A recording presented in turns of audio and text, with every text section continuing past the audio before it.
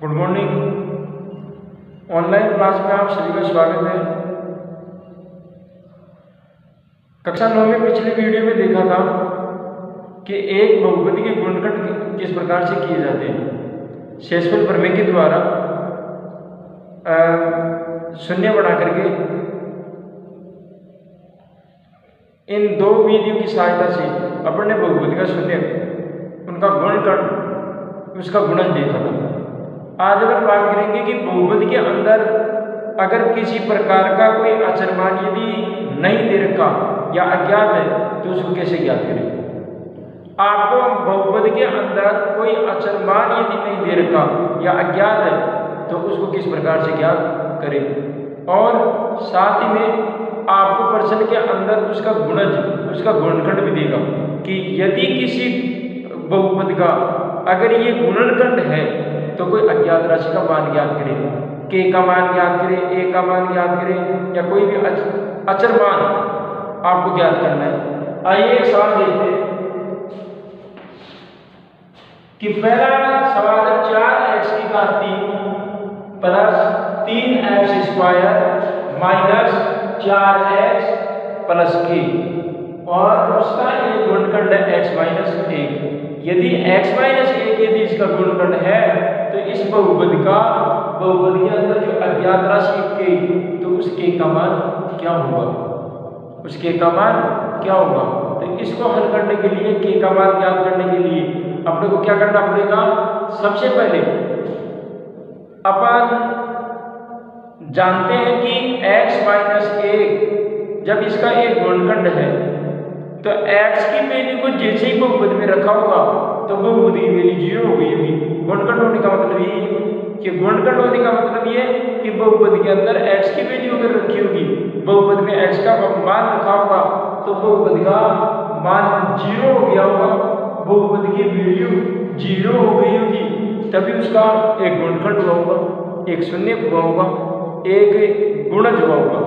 तो अब इसका k का मान ज्ञात करने के लिए अपने को क्या करना पड़ेगा, x की वैल्यू को बहुपद में रखेंगे और जो अज्ञात राशि है उसको ज्ञात करने के लिए आपको इस बहुपद को शून्य करना है। जैसे बहुपद में x का मान रखा और बराबर आपको 0 लगाना पड़ेगा। क्यों? क्योंकि 0 हुआ होगा तभी तो x माइनस 1 इसका एक गुणनखंड हुआ होगा। आइए इसको सोल्व करते हैं।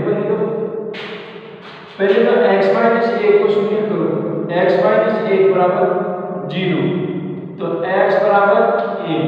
इसका मतलब x की वैल्यू अगर प्रश्न में 1 रखा, बहुपद में 1 रखा, तभी बहुपद का क्या हो गया होगा, शून्य हो गया होगा। हल कीजिए। x का मान बहुपद में रखने पर, x का मान बहुपद में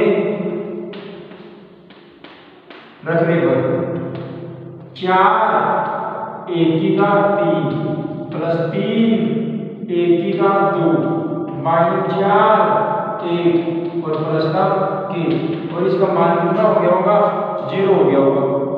इसका मान 0 हो गया होगा, तो यहाँ पर लिखना है 0। अब इसको सोल्व करें। 4 1 की घात 3 की वैल्यू 1 प्लस 3 1 की घात 2 की वैल्यू 1 माइनस 4 गुणा 1, यहाँ पर आप गुणा का चिन्ह लगा दीजिए, गुणा 1 और प्लस k बराबर 0। k की वैल्यू ज्ञात करनी है अपने को। यहाँ पर कोई अचर मान था, वो अचर मान 6 बार रखा है, वो अपने को ज्ञात करना है। अब गुणा करो साहब, 4 एकम 4 प्लस 3 एकम 3 माइनस 4 एकम 4 और प्लस k, और इसकी वैल्यू कितनी, 0। देखो 4 माइनस के 4 प्लस के कट जाएंगे, बच गए क्या, प्लस के 3 प्लस के 3 प्लस k बराबर 0, प्लस के 3 प्लस के k और बराबर के 0। पक्षांतर करेंगे, पक्षांतर करेंगे तो इसकी वैल्यू क्या हो जाएगी, चेंज हो जाएगी। वहां पक्ष का मान दक्षिण पक्ष में ले जाते हैं, गणितीय चिन्ह क्या हो जाते हैं, चेंज हो जाते हैं। तो ये प्लस का है, पक्षांतर करने पर माइनस का, तो k बराबर माइनस का 3। इसका मतलब अज्ञात राशि कितनी थी, यहाँ पर 3 थी। अज्ञात राशि कितनी थी, 3। ऐसा ही एक सवाल हो रहा है ज्ञात राशि ज्ञात करने का कि 2x² plus kx plus √2 square root 2 और उसका एक गुणनखंड दे रखा है x-1। यदि x-1 यदि इसका गुणनखंड है तो k की वैल्यू ज्ञात करनी है, इस k की वैल्यू ज्ञात करनी है। देखो पहले तो x को चर राशि को इसके गुणनखंड को शून्य बनाओ तो x-1 बराबर 0, तो x बराबर 1। बहुपद में x का मान 1 रखा तब बहुपद क्या हो गया होगा, शून्य हो गया होगा, इसलिए 2x का 2 प्लस kx प्लस √2 और बराबर इसका क्या हो गया होगा, शून्य हो गया होगा। x की वैल्यू रखो सब, x का मान रखने पर तो 2x² 2 1² प्लस k x की वैल्यू x और प्लस √2 बराबर 0। 2 इंटू 1 का 2 की वैल्यू 1 प्लस k, अब k को 1 से गुणा करेंगे तो या तो आप k लिख दो और या फिर 1k लिख दो, एक ही बात है, उसे कोई फर्क नहीं पड़ेगा। अचर राशि के साथ भी यदि कोई एक गुणा होती है तो उससे ज्यादा इफेक्ट नहीं पड़ेगा।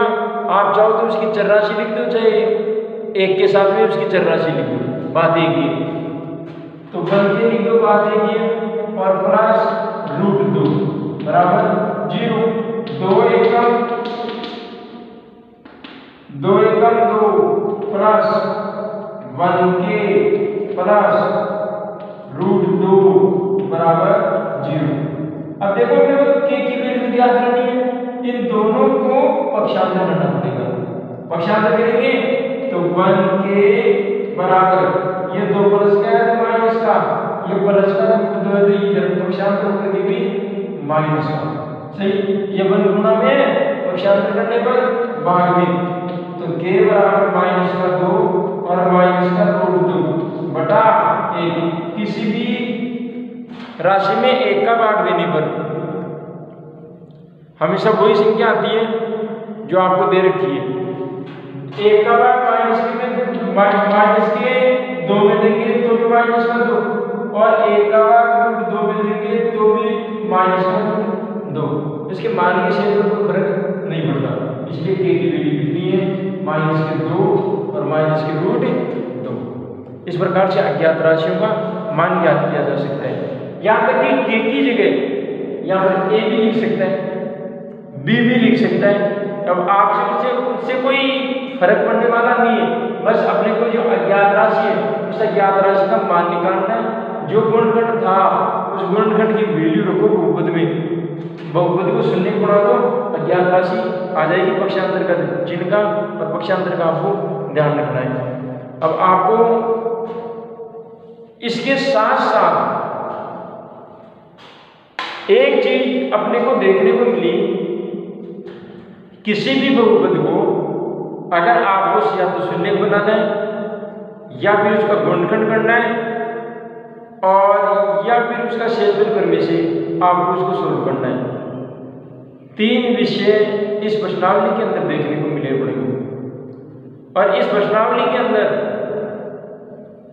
एक बात और देखने को मिलेगी कि अगर किसी द्विघात बहुपद यदि आपको दे रखा है, द्विघात जिसकी घात 2, अचर राशि चर राशि के ऊपर घात कितनी हो 2, वो द्विघात समीकरण कहलाता है, द्विघात बहुपद कहलाता है। उस द्विघात बहुपद को द्विघात वाले बहुपदों के अंदर पदों की संख्या 3 है, पदों की संख्या 3। तो ऐसे 3 पदों वाली बहुपद के अंदर गुणनखंड ज्ञात करने का एक तरीका है, वो तरीका अपन देखेंगे। बहुपद कितने हो, 3 पद हो उस बहुपद के अंदर, तो उसका अपन किस प्रकार से ज्ञात करें। अब ऐसा गुणनखंड करने के लिए आपको जो 3 पद दे रखे उसमें प्रथम पद और अंतिम पद को तो गुणा करो, प्रथम पद और अंतिम पद को तो गुणा करो, और मध्य पद का विभाजन इस प्रकार से करना है कि जो भी आपका प्रथम पद और अंतिम पद का गुणनफल आया था उस गुणनफल के टुकड़े इस प्रकार से करना है ताकि मध्य पद का विभाजन हो जाए, मध्य पद का विभाजन हो जाए। विभाजन करने पर अपने पास में मध्य पद का विभाजन करने पर अपने पास में टोटल 4 पद हो जाएंगे और 4 पद होने के बाद दो के समूह के द्वारा कॉमन ले और कॉमन लेकर के उसका गुणनखंड करें। एक बात आपको ध्यान रखें, कक्षा 8 में भी रैखिक समीकरण वाले अध्याय के अंदर, गुणनखंड वाले अध्याय के अंदर एक बात बताई थी कि ब्रैकेट के अंदर आने वाली समूहन विधि के अंदर, सार्वभौमन विधि के अंदर, कॉमन फैक्टर के अंदर आने वाली, ब्रैकेट के अंदर आने वाले जो बहुपद है वो इक्वल होते हैं, बराबर होते हैं। यदि बराबर है तो गुणनखंड है और यदि बराबर नहीं हुए तो गुणनखंड का सवाल ही गलत है, पूरा सवाल ही गलत है। आइए एक ऐसा सवाल देखते हैं कि 3 पदों के अंदर मध्य पद का विभाजन किस प्रकार से करते हैं। प्रथम पद और अंतिम पद को गुणा करो और जो गुणनफल आया उसके टुकड़े बनाओ। तो भाई साहब बात ऐसी है कि टुकड़े बनाना एक थोड़ा सा जटिल काम हो सकता है, इतना जटिल भी नहीं है कि हो ही नहीं पाएगा, लेकिन कुछ सावधानियां हैं, कुछ गणितीय ट्रिक्स हैं जिनकी वजह से आप किसी संख्याओं का विभाजन कर सकते हैं, मध्य पद का विभक्त कर सकते हैं, उसको बांट सकते हैं। मध्य पद को ऐसे 2 भागों में बांटना है ताकि गुणनफल उतना ही आ जाए जितना कि प्रथम पद और अंतिम पद को गुणा करने पर आया था, और उनको जोड़ने और घटाने पर उतना ही आना चाहिए जितना कि मध्य पद आपको प्रश्न में दे रखा है। आओ एक सवाल देखते हैं और उनका गुणनखंड करते हैं। देखिए, मध्य पद का विभाजन करते हुए आपको गुणनखंड ज्ञात करना है।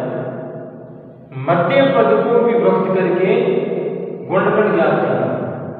अब जरा आप इन सवालों को देखें, 1, 2 और 3 पद है, 1, 2, 3 और द्विघात बहुपद है। प्रथम पद की घात से मालूम चल रहा है ये द्विघात है।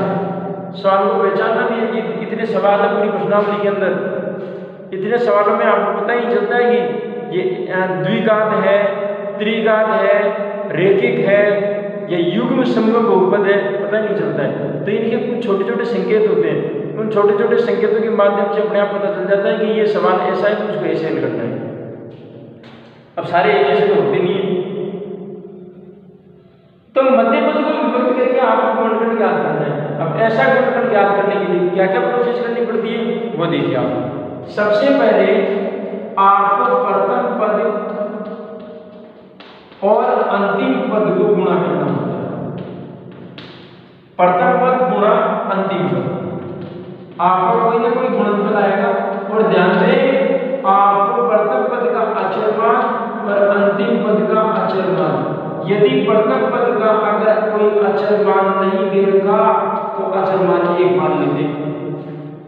क्या कहा कि अगर आपको प्रथम पद और अंतिम पद अचरमान को, चरमान को नहीं अचरमान को, तो अचरमान, अब ये तो आपको पता चली गया होगा कि अचरमान कौन कौन से होते हैं। वे मान जिनको हम बदल नहीं सकते, प्राकृतिक संख्या के जो प्राकृतिक संख्या के तौर पर जो संख्या लिखी हुई है अचर राशि, चर राशि के साथ में, वो सारी अचर राशि है। तो अचर राशि का प्रथम पद की अचर राशि और अंतिम पद की अचर राशि को गुणा करें, जो गुणनफल आएगा। हाँ, एक बात, यदि प्रथम पद की अचर राशि नहीं दे रखी, केवल चर राशि ही दे रखी है, तो ऐसी स्थिति में अचर राशि 1 मान लेते हैं। कितनी मान लेते हैं? 1।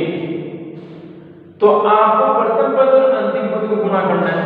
जो गुणनफल आया उसके इस प्रकार से आपको टुकड़े करने ताकि जोड़ने और घटाने पर आपका मध्य पद, क्योंकि पद का विभाजन करना है तो मध्य पद का ही करना है। और वो विभाजन करने की तरीका क्या है? या आप प्रथम पद को और अंतिम, बहुपद के प्रथम पद को और अंतिम पद को आप गुणा करें। जो गुणनफल आया उसको इस प्रकार से टुकड़े बनाने, ओनली 2। कितने? ओनली 2 टुकड़े इस प्रकार से बनाने ताकि जोड़ने और घटाने पर कौन सा पद आ जाए? मध्य पद आ जाए। अब एक सवाल, ये सब टुकड़े कैसे बनाए? टुकड़े बनाने की तो लॉजिक हो। तो देखिए टुकड़े बनाने के लिए आपका जो गुणनफल आया उस गुणनफल का एक अभाज्य गुणनखंड कर लेंगे। अभाज्य गुणनखंड छोटी छोटी क्लासों में पढ़ चुके हैं। अभाज्य गुणनखंड चौथी पांचवी छठी में आते हैं। ये वाला अभाज्य गुणनखंड कर लेंगे। जितने भी ये अभाज्य संख्याएं आएगी उनको इस प्रकार से कॉम्बिनेशन करना है, इस प्रकार से मिश्रण करना है कि जोड़ने घटाने पर मध्य पद आ जाए। अब इतना सा दिमाग तो लगाना पड़ेगा कि आपको ये जो अभाज्य संख्याएं आएगी उस अभाज्य संख्या के इस प्रकार से टुकड़े करने हैं कि गुणा करने पर गुणनफल भी नहीं बदले और जोड़ने घटाने पर आपका मध्य पद भी आ जाए। जोड़ने घटाने पर मध्य पद भी आ जाए। तो जितनी भी संख्याएं हैं उन संख्याओं का अभाज्य संख्याओं का।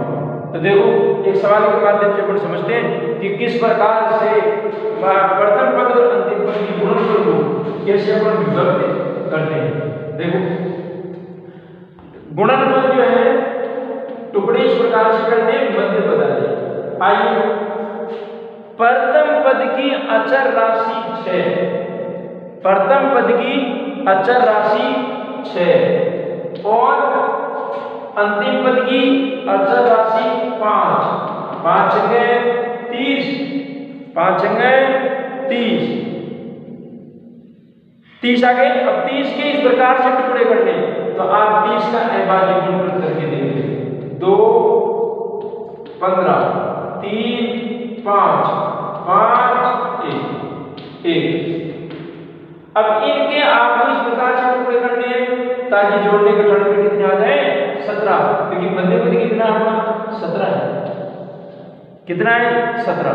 और पहले ही बोलो 3 दूना 6, 6 बजे 30, लेकिन 6 को 5 को जोड़ दें 11 आते हैं, 17 आने चाहिए। अब आगे 5 3 15, 15 दूना 30 और 15 को 2 से गुणा कर दे 30 भी आते हैं। 15 में 2 जोड़ दे तो कितने आते हैं 17। तो मध्य पद आ गया 17। तो इस प्रकार से आपको टुकड़े करने और वो तो अभाज्य गुणनखंड करते अपने आप ही एहसास रहेगा कि मध्य पद कैसे आएगा, मध्य पद कैसे आएगा। तो आपको 17 की जगह कितने लिखने हैं 15 और 2, 15 और 2 चर राशि के साथ में, क्योंकि मध्य पद के साथ में भी चर राशि लिखी हुई है। तो इस प्रकार से आपको टुकड़े करने। तो देखिए 6x² प्लस 15x को और 2x को जोड़ के कितने आते हैं 17x। 17x का मध्य पद का विभाजन कर लिया तो टुकड़ों में बांट दिया। प्रथम पद और अंतिम पद प्रथम पद और अंतिम पद का जो गुणनफल था उस गुणनफल के 2 टुकड़े कर लिए। 15 दूना 30, गुणा करने पर भी 30 आते हैं और जोड़ने घटाने पर भी 17 आते हैं और प्लस के 5 है, प्लस के 5 सही। आप दोनों के आप टुकड़े बना लें और कॉमन ले लें और कॉमन लेकर के इसको सोल्व करें। हाँ ब्रैकेट के अंदर आने वाले पद हैं बराबर होने चाहिए। इसमें तो देखो 3 और x कॉमन आ रहे, 3x क्या आ रहे कॉमन, तो 3x का भाग 6x² में देंगे 2x बच गए। 6x² का भाग देंगे 3x में, 3 एकम 3, 3 दूनी 6, x करके तो x बच गए, 2x बार गया भाग। उसके बाद प्लस का चिन्ह, प्लस का चिन्ह, 3x का भाग देंगे 15x में, x से तो x कट जाएगा, 3 का भाग देंगे 15 में कितनी बार गया 5 बार। प्लस का देखो यहाँ पर कोई कॉमन नहीं आ रहा, 2x और 5 में कोई भी कॉमन नहीं आ रहा। तो ऐसी परिस्थिति के अंदर आपको एक कॉमन ले लेना है। कितने कॉमन ले लेना है, एक कॉमन ले लेना है। तो 2x + 5, एक का भाग 2x में देंगे तो 2x और एक का भाग 5 में देंगे तो 5 में, तो 3x + 1, ये 3x और ये 1 और 2x + 5, 2x + 5। अब देखो इसके गुणनखंड कितने आएंगे, इसके गुणनखंड 2, इसके गुणनखंड कितने हैं 2, 3x + 1 और 2x + 5। इस प्रकार से आपको गुणनखंड करने। इसी प्रकार प्रथम पद अचर राशि नहीं है, एक मान लेते हैं, एक गुणा 6, 6 एकम 6। अब आप टुकड़े इस प्रकार से करने हैं कि 6 5 y आ जाए, 6 एकम 6 और 6 में 1 उठाते हैं तो कितने आते हैं 5, कितने आते हैं 5। तो y square minus 6y plus के y और प्लस के 6, दो के जोड़े बन गए, देखो दो के जोड़े बन गए तो y कॉमन आ गया, y माइनस 6, y माइनस 6 और y माइनस 6। इसके टुकड़े होंगे 3 और 2 भी टुकड़े होते हैं इसके, y square minus 3x minus 2y, 3 दूना 6 और माइनस माइनस प्लस 3 और 2 5y और प्लस के 6। ये देखो यहाँ पर 2 के टुकड़े बन गए, यहाँ पर y है तो y माइनस 3 और माइनस का 2 को बना के y माइनस 3, देखो ब्रेकेट वाले नंबर देखो बराबर आ रहे हैं तो y माइनस 2 और y माइनस 3। इस प्रकार से आपको गुणनखंड करने हैं। तो आपको कुछ सवाल है, कुछ सवाल दिए जा रहे हैं, कुछ सवालों को सोल्व करना है और बाकी कल देखेंगे कि सर्व समीकरणों की सहायता से किस प्रकार से बहुपदों का गुणनखंड होता है। देखिए आपको कुछ सवाल दिए जा रहे हैं, उनको सोल्व करना है। आपके 2 गुण जो 4 प्रश्नावली है वो समाप्त हो चुकी है। या आपको कुछ क्वेश्चन दिए जा रहे हैं, उन क्वेश्चनों को आपको हल करना है। इन 4 प्रश्नों में आपको के का मान निकालना है और इनमें मध्य पदों का आपको विभक्त करके इनको सोल्व करना है।